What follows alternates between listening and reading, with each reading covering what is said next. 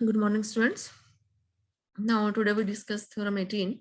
Suppose F maps a convex open set E contained in Rn into Rm. Means F is a mapping from Rn to Rm. Actual में F mapping जो है आपके set E से है, E से Rm तक, और E जो है वो सबसेट है Rn का. मतलब E के पॉइंट पे जब आप F को अप्लाई करोगे, E के पॉइंट का मतलब Rn के पॉइंट्स होंगे, क्योंकि उसका सबसेट है ना, Rn टाइप के होंगे, सेंटप्पल फॉर्म के. Function F is differentiable on E. And there is a real number m such that norm f dash x is less than equal to m for every x belonging to E. Then mod f dash b mod f of b minus f of a is less than equal to m into mod b minus a for all a b belongs to E. ये हमें prove करना है. इसके लिए हमने क्या किया, fix कर दिए, 2 पॉइंट्स कंसिडर किए E के, कोई भी आर्बिट्ररी पॉइंट कंसिडर करना है और उसके बाद हमने वो फिक्स कर दिए, फिर चेंज नहीं करने हैं बाद में. फिर हमने डिफाइन किया गामा ऑफ टी. कैसे डिफाइन किया, 1 minus T into A plus T of B. ये टर्म भी, ये डेफिनेशन भी आपको याद रखने की कैसे डिफाइन किया गया है. Where T belonging to close interval 0 1. Now since A and B are 2 points of E and E is convex, so T plus 1 minus T A means this also belongs to E. Convex की definition है कि अगर ई convex set है, उसके हम कोई भी 2 arbitrary point consider करते हैं, तो एक पॉइंट को टी से मल्टीप्लाई करें और दूसरे को 1 माइनस टी से, वेयर टी जो है वो बिलोंग करता हो क्लोज इंटरवल 0 से, तो ये पॉइंट भी किसका होगा, ई का होगा. इसका मतलब गामा ऑफ टी किससे बिलोंग करेगा, ई से. Now define G of T. हमने डिफाइन किया, कैसे डिफाइन किया, F of gamma T where T belonging to close interval 0 1. Then G is differentiable because F is differentiable. And mod G dash T, अगर G differentiable है तो उसके derivative की बात कर सकते हैं, तो हमने कंसिडर किया mod G dash T. Now this is equal to mod G dash T का मतलब इसका डेरिवेटिव, एफ का डेरिवेटिव, और यहाँ हम यूज करेंगे चेन रूल जो हम ऑलरेडी पढ़ चुके हैं. अब क्योंकि एफ डायरेक्ट एक ही वेरिएबल का फंक्शन ही है, एफ फंक्शन है गामा का और गामा फर्दर फंक्शन है टी का, तो क्या आ जाएगा, F dash gamma dash T, इसका mod. Now this is less than equal to norm F dash this mod gamma dash T, क्योंकि हमें पता है कि एफ डैश जो है वो क्या है, एक एल टी है. F dash gamma T, this is an L T which is applying on gamma dash T, आप ऐसे एज्यूम कर सकते हो. तो mod T X less than equal to norm T mod X वाला रिजल्ट हमने यहाँ यूज किया. Now this is equal to ये वैल्यू एज इट इज, और मोड गामा डैश टी ये gamma of T, gamma dash T जब यहाँ से निकालोगे तो आपके पास क्या आएगा, माइनस ए प्लस बी, तो मीन्स बी माइनस ए और उसका mode. Now mod gamma f dash gamma t, now this is less than equal to m, ये हम ऊपर बताया था ना हमने, mod f dash x is less than equal to m, ये हमें गिवन है for every x belonging to e के हर पॉइंट के लिए. और जो ये गामा t है ये भी हमारा e का पॉइंट है, तो ये हमारा क्या हो जाएगा, less than equal to m mod b minus a. तो क्या आ गया हमारे पास, mod g dash t is less than equal to mod b minus a into m. If G is continuous mapping of closed interval AB into RK and G is differentiable, then there exists a point X belonging to open interval AB such that mod G of B minus G of A is less than equal to B minus A mod G dash X. अब आपने Lagrange mean value theorem जो है वो real valued functions के लिए पढ़ी है, real numbers में काम किया है. अब यहाँ जो हम काम कर रहे हैं वो वेक्टर वैल्यूड फंक्शंस के लिए है कि G जो कॉन्टिन्यूस मैपिंग है वो क्लोज इंटरवल AB से R तक नहीं, RK तक है. तो वो डेफिनेशन जो थी लैग्रांज मीन वैल्यू थ्योरम जो है कुछ मॉडिफाई हुई है वो यहाँ, कि क्या है कि अगर G डिफरेंशिएबल है तो एक पॉइंट X बिलोंग करेगा ऊपर इंटरवल AB से. उसमें भी करता था कि mode G of B minus G of A, उसमें क्या होता था, यहाँ इक्वल टू होता था, है ना. बाकी डेफिनेशन तो आपकी सेम थी, और यहाँ मोड भी नहीं, यहाँ आपका इक्वल टू साइन था, और यहाँ हमारा क्या आएगा, लेस देन इक्वल टू है.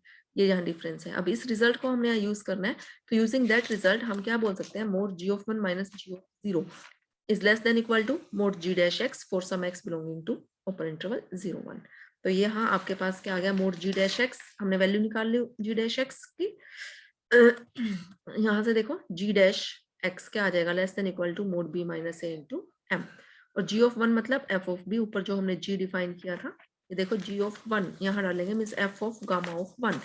गामा ऑफ 1 ये रहा, हमने गामा टी ये डिफाइन किया हुआ है. जब टी को यहाँ 1 रखोगे तो ये वैल्यू तो 0 आ जाएगी, तो क्या आएगा आपके पास, यहाँ रखोगे तो b आएगा.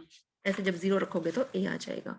तो ये आ गया mod f of b minus f of a is less than equal to mod b minus a into m.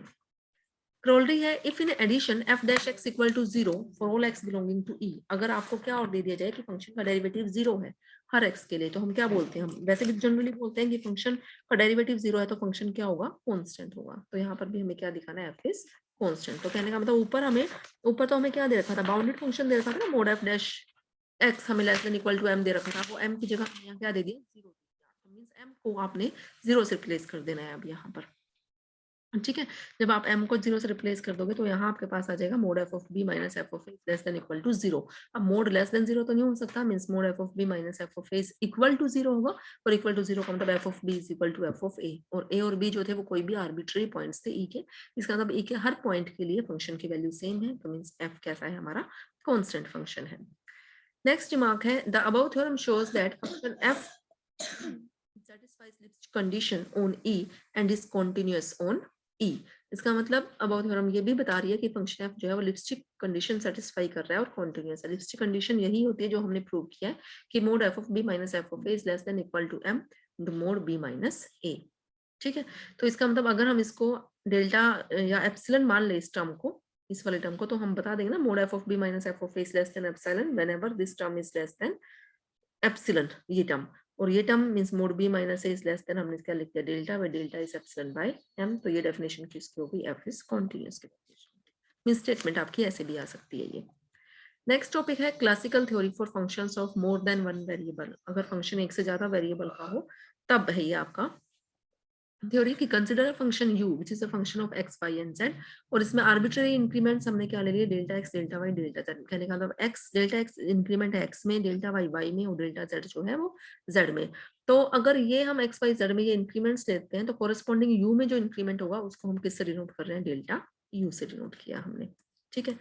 Definition क्या है, if u is a function of x y z है तो उसको हम क्या कहेंगे, वो फंक्शन डिफरेंशिएबल होगा किसी पॉइंट x y z पे if it possesses a determinate value in the neighborhood of its point, ठीक है। And if delta u is equal to, यहाँ डेल्टा u जो है मीन्स जैसे हम कह रहे थे delta x delta y delta z increment है x y z में, तो u में इंक्रीमेंट डेल्टा u होगा, तो वो इंक्रीमेंट हमने कैसे लिखा, क्या होगा वो इंक्रीमेंट, मीन्स तीनों का सम होगा ना तीनों, तो कैसे लिखा वो a delta x plus b delta y plus c delta z plus epsilon rho, और रो क्या है, इन सब इंक्रीमेंट्स का एक्स वाई जेड में जो इंक्रीमेंट्स है इनके मोड का सम, और ये एप्सिलन जो है वो 0 को टेंड करेगा अगर रो आपका 0 को टेंड कर रहा है, और ए बी सी जो है these are independent of these increments, and in the above definition rho is replaced by eta, ऊपर जो हमने डेफिनेशन दिया उसमें रो को हमने ईटा से रिप्लेस किया हमने, तो और ईटा को क्या ले लिया, mod delta x plus mod delta y plus mod delta z, ठीक है। और ईटा जो है वो हमने ये टर्म लिया mod of delta x plus delta y plus delta z which is less than equal to,